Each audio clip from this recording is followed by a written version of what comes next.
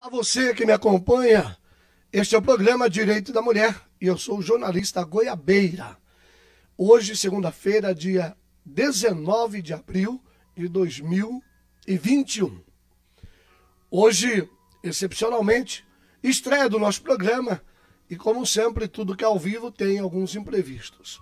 Inicialmente, quero me desculpar pelo atraso e pedir para a produção já trazer o meu telefone aqui, o vermelho, que não é o telefone da presidência, porque nós teremos em nosso programa hoje algo muito especial. A partir de agora você estará comigo e eu com você no programa Direito da Mulher.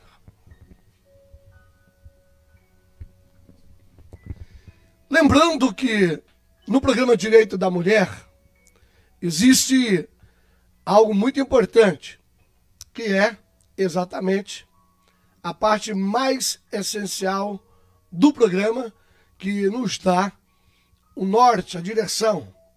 E hoje eu tenho a alegria de receber aqui ela, minha amiga, sexóloga, professora, uma figura conhecida por todos nós. Ela chama-se Gislene Teixeira. E daqui a pouco ela vai ter uma participação especial no programa Direito da Mulher. Pode sentar, burra, meu filho, pra cima deles aí sem dó. Muito bem. No programa de hoje, eu vou ler a história de uma mulher de 32 anos. Este é o personagem ou a pessoa que nós estaremos, de alguma forma, trazendo para você refletir e embasar na nossa conversa. Olá, Goiabeira, eu me chamo Célia, lembrando sempre que o nome é fictício, mas quem acompanha e sabe a história da Célia não tem como negar. Tenho 32 anos e tenho uma triste história a contar. Durante muitos anos fui abusada sexualmente pelo meu irmão. Eu tinha 11 anos e ele 19. Abusou sexualmente de mim até os 15 anos. Aos 15 anos eu não suportava mais porque o lar que eu convivia, meu pai era alcoólatra, batia minha mãe. Enfim, era uma vida infernal. Aos 15 anos, encontrei o homem que eu pensei ser o amor da minha vida. E logo então, qual foi a grande surpresa? Eu engravidei proposital, porque eu queria me livrar do meu irmão, que revoltado ficou e disse que mataria ele, o meu namorado, se eu encontrasse. Anos depois, encontro-me no pior dos pesadelos da minha história. Eu tenho 4 filhos com ele, 32 anos, sendo 17 de convivência com uma pessoa que não me respeita, me espanca, me humilha e me faz passar as piores situações e os maiores vexames. Não tenho como falar com minha mãe, pois minha mãe morreu de câncer. O meu pai, eu nem o procuro, porque nunca ligou para mim. Eu estou hoje vendendo doce e água no Farol. E, consequentemente, diz ela, fazendo da minha vida uma tentativa de subsistência. Ele não trabalha, ele tornou-se um dependente de droga e o pior de tudo, o mais agravante, fica em casa e quando me recebe, quando eu chego em casa, ele toma todo o dinheiro que eu ganhei com um dos filhos mais velhos. E a minha vida tem sido assim. Eu peço socorro, eu peço ajuda. Jornalista Goiabeira, por favor, eu não sei o que eu faço. A maioria dos dias eu desejo a morte. Vontade de sumir, desaparecer. Mas não tenho a quem recorrer. Por favor, me ajude. Minha amiga, eu quero dizer a você que o programa Direito da Mulher, nós não temos a prerrogativa de resolver questões de relacionamento. Mas podemos contribuir de alguma forma, e é por essa razão que eu quero convidar você, que me acompanha, a se preparar. Porque aqui, a partir de agora, eu vou rachar o coco, eu vou sentar a burra, eu vou colocar, olha aqui, ó, a pimenta de goela abaixo. De verme como este, que de alguma maneira convive ainda com você. Eu diria, em outras palavras, que o que ele merece é isso aqui, ó.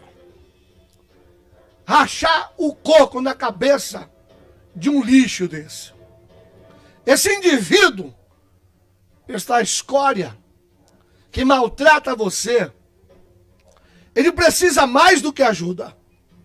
Me desculpe, Gislaine, antes de passar a palavra para você, ele merece um cacete bem dado. E além de um cacete bem dado, olha aqui, ó.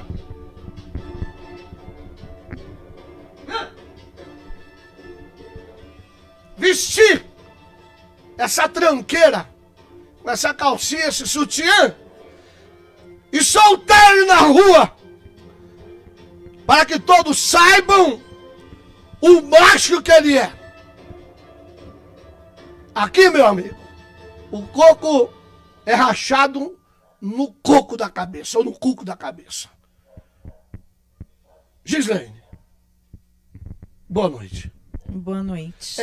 Desculpa, eu já inicio o programa indignado, porque a relação dessa mulher de 32 anos com esse cara, não trabalha, ela sai para trabalhar, para vender no farol doces e água, e quando chega em casa, ele toma o dinheiro para usar droga e ainda espanca.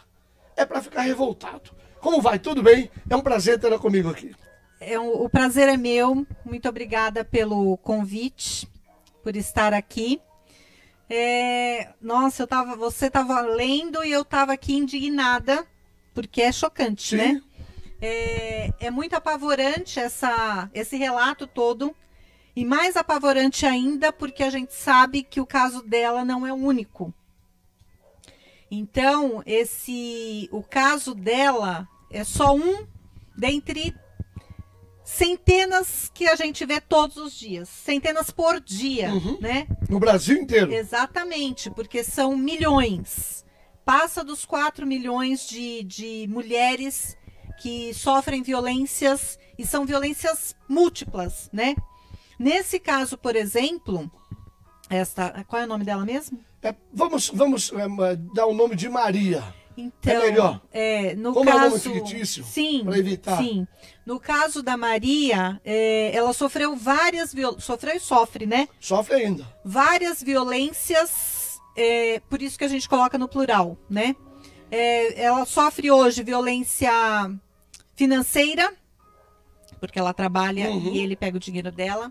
Ela sofre violência física, psicológica, todos os tipos de violências. E a vida dela, né, infelizmente, já é marcada por violências, ciclo de violências. Veio de um histórico, de uma relação onde um ordinário, um infame, um traste, um tranqueira, um lixo, um porcaria de um irmão, já praticava com ela de forma absurda a questão do estupro e, consequentemente, o abuso sexual permanente, 5 anos sendo abusada pelo irmão.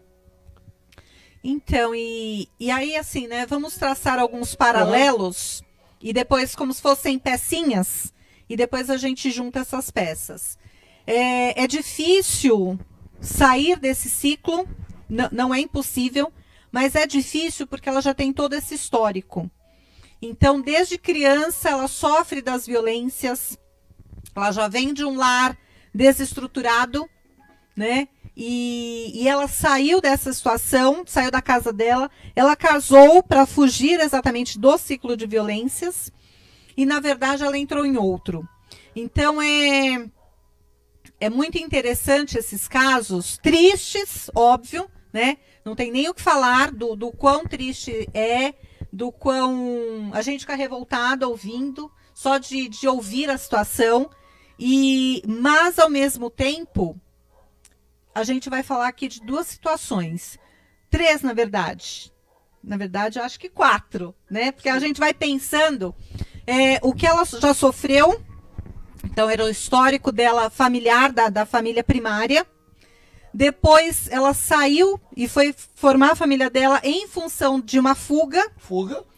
Aí ela entrou nesse relacionamento, né, que está nessa situação, que talvez seja até pior do que era o primeiro caso, né, as primeiras violências que ela sofreu. E na verdade, agora ela tem os filhos, então são vários ciclos, vários fragmentos de vida comprometida. É uma história de revolta. Só que, ao mesmo tempo, Gislaine, eu quero aproveitar e passar aqui. Se você quiser, põe para mim no descritivo aí um GC. Quem quiser participar do programa, pode mandar sua mensagem aqui, sua opinião também, ou pergunta para a Gislaine aqui. O telefone, o código de área é 011 93 341 1576. 93 341 1576, programa Direito da Mulher. Deixa eu lhe fazer uma pergunta importante sobre a sua fala, porque a mente humana, ela é dotada de capacidade de conhecimento, e não é simplesmente assim, muda-se os hábitos, muda-se os ares, muda-se o relacionamento e está tudo certo. Há uma postergação de sentimento, de mágoa.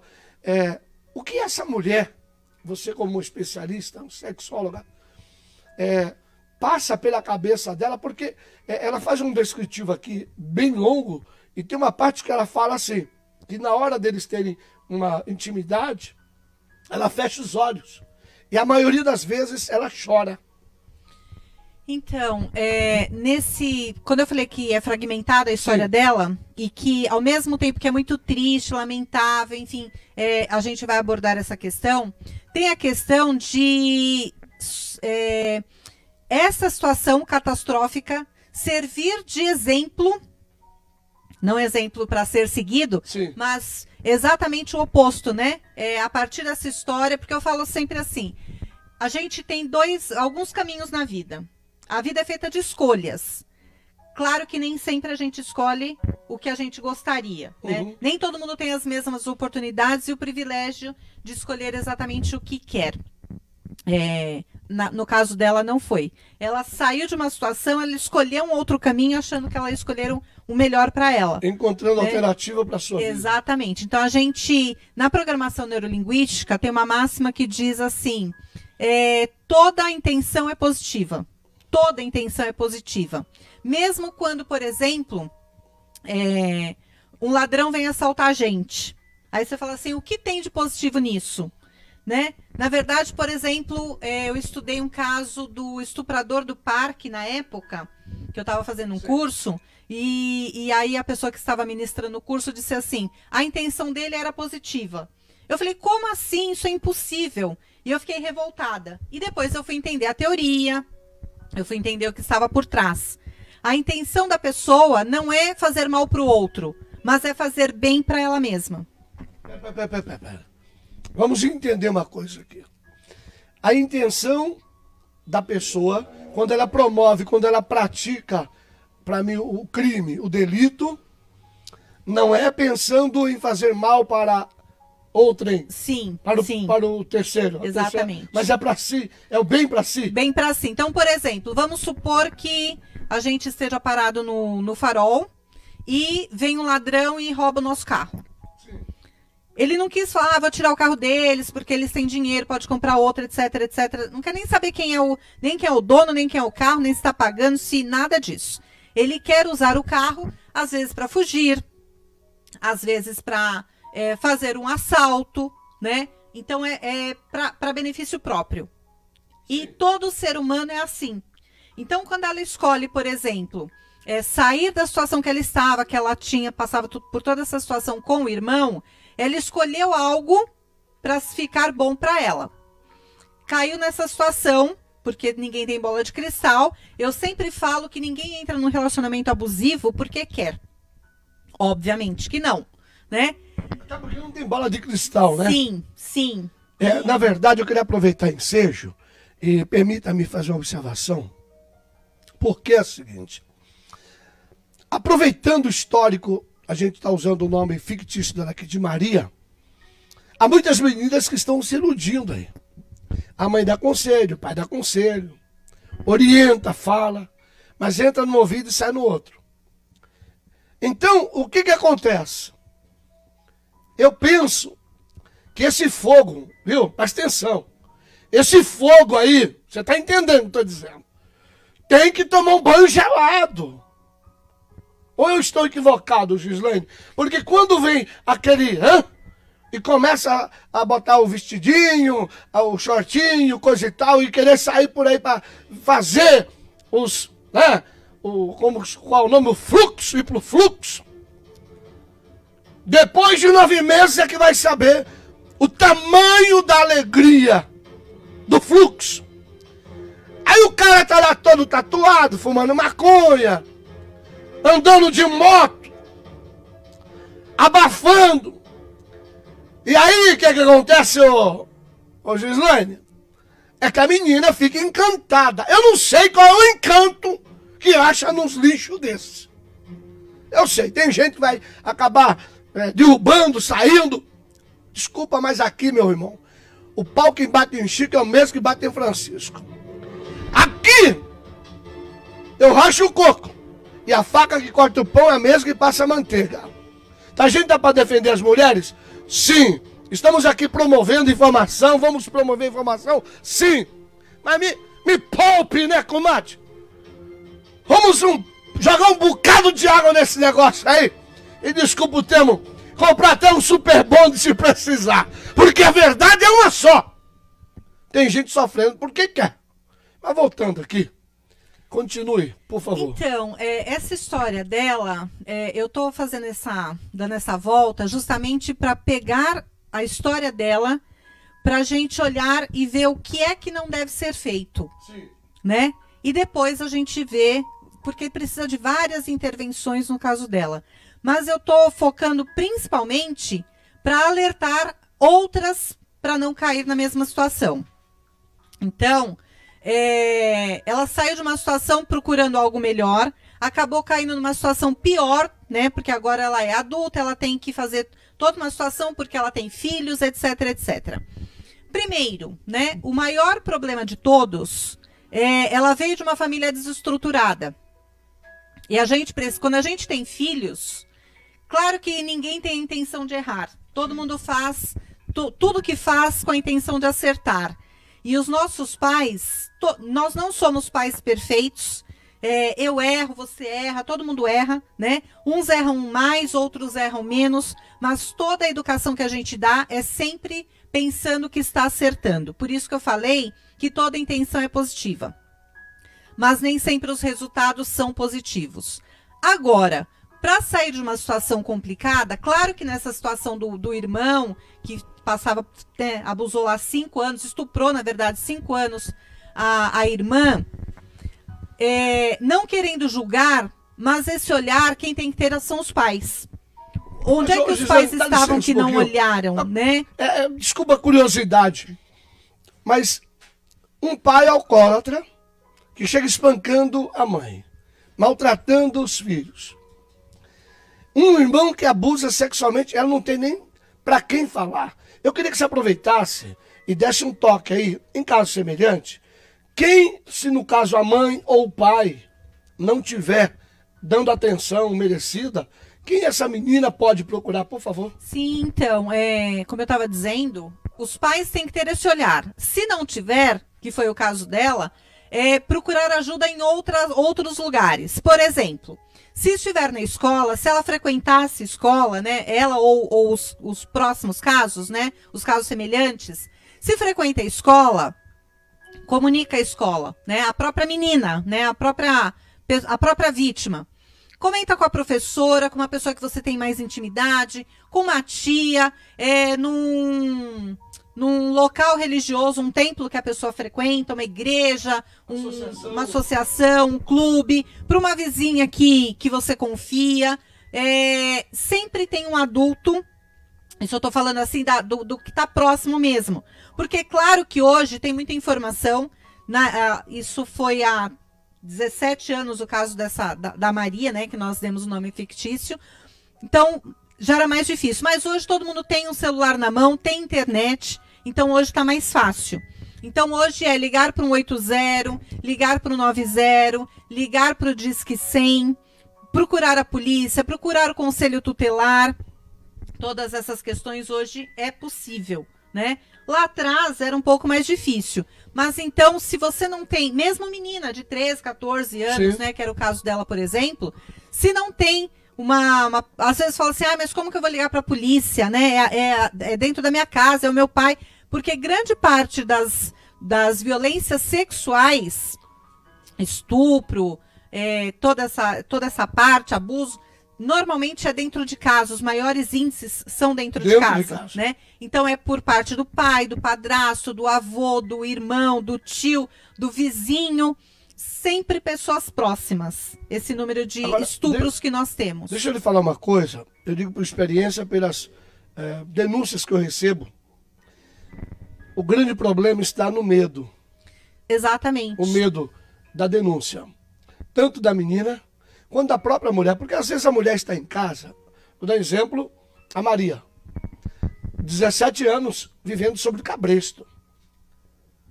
Ela constituiu uma família em cima do nada. Agora imagina agora o reflexo que as crianças, ela tem 4 filhos. A menina é a mais velha, vai fazer 17. Tem 16 anos. Agora, essas crianças que de algum modo estarão e estão vivenciando isso na ponta. E agora? Será que não vai ter um desdobramento lá na frente, onde os 2 meninos ou as 2 meninas terão reflexo disso, influenciando elas a terem situações similares ou piores? Sim, e o grande problema da Maria é assim, no começo da história, ela saiu porque ela estava nessa situação toda e ela era muito nova, não sabia o que fazer. Agora, ela ainda é muito nova, mas está envelhecendo, todo mundo está envelhecendo, né? E ela está envelhecendo. Quanto mais tempo ela ficar nessa situação, ela vai envelhecer, obviamente, não tem profissão, vai ficar muito mais difícil. Era difícil no começo porque era muito nova e vai ficar muito difícil porque ela vai envelhecer e aí são os 2 extremos, né? Agora ela tem filhos, então os filhos estão vivenciando mais ou menos, né, tirando o abuso do irmão, no estupro, na verdade, vivencia a mesma história que ela vivenciou. O ciclo se repete. O ciclo se repete. Né? Então, o pai não trabalha, o pai dos filhos dela agora, né, o marido, não trabalha, pega o dinheiro para gastar com drogas, é isso, né? Usuário de droga. E então o ciclo da vida dela está repetindo agora para os filhos. Os filhos. Aí agora eu queria, só um minutinho, cortar você, para querer saber o seguinte. Ela está ainda convivendo com esse verme. Eu não sei por quanto tempo depois do programa de hoje. O nosso programa não tem como meta, objetivo, fazer a separação de ninguém. Mas também não tem de continuar no problema, né? Muito pelo contrário. Então, presta atenção o que a Gislaine falou. Primeiro, a importância de você fazer a denúncia. Ok, a partir de agora, eu vou te chamar depois, eu tenho o teu contato, e você vai autorizar eu fazer o caminho que é o caminho do direito. Orientando, advogado, enfim. O caso dela, não estou dizendo que está sendo resolvido, mas nós vamos dar uma atenção especial. Nós vamos tratar do problema, mas você falou uma coisa. E quantas outras Marias estão por aí? Esse é o maior problema, né? Porque assim, porque você vai falar com ela posteriormente. Agora, é muito importante a gente falar tudo que está falando aqui, até para alertar as próximas, porque nem todas vão ter acesso a você, ao programa, para poder ajudar. E como você falou, esse caso é só um de muitos, de centenas que a gente vê diariamente. Então, é alertar mesmo, como a gente já faz. Eu faço no meu programa de rádio, eu faço no meu canal no YouTube, eu faço nos meus atendimentos, você também faz. Então, é alertar. E aí você levantou a questão assim, né? As meninas se empolgam porque... a gente nem sabe por quê. Mas a questão, e que eu ia falar, não é criticar a vítima, porque a Maria é uma vítima, sim, é óbvio, né? Mas, então não é punir a vítima duas vezes. Mas quando eu falei que a vida dela era fragmentada em várias partes, e ninguém erra porque quer, né? Mas, até para que as próprias filhas não caiam na mesma situação, apesar de já estar muito parecido. Antes de entrar, vale para as outras, né? Porque o caso dela já passou, e vale para as filhas dela, para os filhos. Antes de sair de um relacionamento, é muito comum estar com problema na família primária, seja por qualquer outra situação, e falar, eu vou sair de casa, eu vou casar, qualquer um, né, que fez assim, vai lá e fala, eu vou porque eu vou ser mais feliz, porque na minha casa não dá para ficar. Esse é o maior erro que uma mulher pode fazer, qualquer pessoa, mas falando das mulheres, que é mais comum isso nas mulheres. Sair de um problema que você já conhece e entrar em um que você desconhece completamente. Nenhum relacionamento começa abusivo. Aliás, nenhum relacionamento começa relacionamento. Aliás, deixa eu pegar aqui eu queria que você falasse sobre isso. Eu sei que é a tua área. O camarada vai... Se junta como diz na antiguidade. Pega os trapos, junta lá e tal. Ok? Tá tudo certo, tudo resolvido. Ela cheia de esperança, cheia de alegria, expectativa fundamentada em promessas. Às vezes o ordinário não tem nem onde cair morto, mas pede cartão emprestado de alguém. Quando o cara quer fazer a média, olha pra mim aqui, ó, só nós dois aqui, olha aqui. Quando o safado quer fazer a média, sabe o que ele faz? Ele ilude. É somebody love. É por isso que eu racho o coco no programa.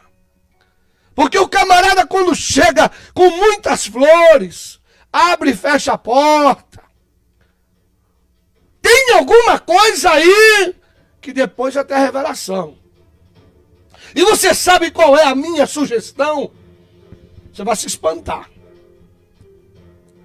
Atenção, você que vai namorar, tá namorando, tá lá, ó, descendo no Facebook, no Instagram, com o Garanhão, o homem dos sonhos. Vai namorar? Ele se declarou para você? Não se assuste. Diga para ele, você passa os seus dados pessoais para eu fazer um levantamento de quem é você? Mas tem muitas mulheres que fazem isso já. Não, mas né? A maioria não faz. Não pede. Vai na ilusão. Vai na ilusão. Então, chama o caboclo e diz o seguinte, você tá afim de mim mesmo?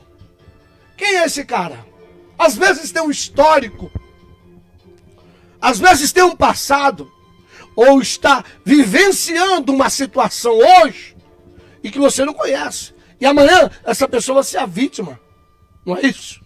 Mas sabe que... Sim, concordo. Mas sabe o que acontece, Goiabeira? Tem várias questões aí.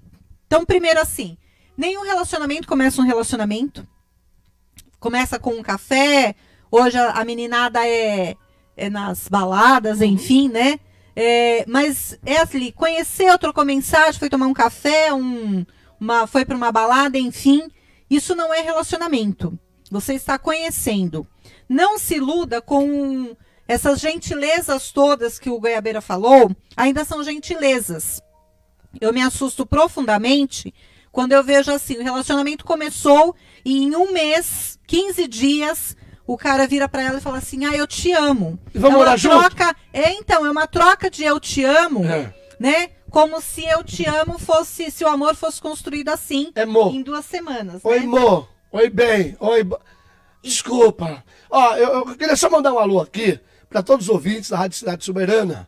Pessoal que está nos acompanhando. Nós temos nesse momento aqui 15.100 pessoas. Não. Opa. A rádio tem 15.100.322 pessoas que de alguma forma têm sintonizado a audiência da rádio. Depois a gente passa o número exato de quantas pessoas estão conosco. Mas é muita gente. Um abraço, meu amigo diretor Celso Carvalho. Continue, por favor. Então, quando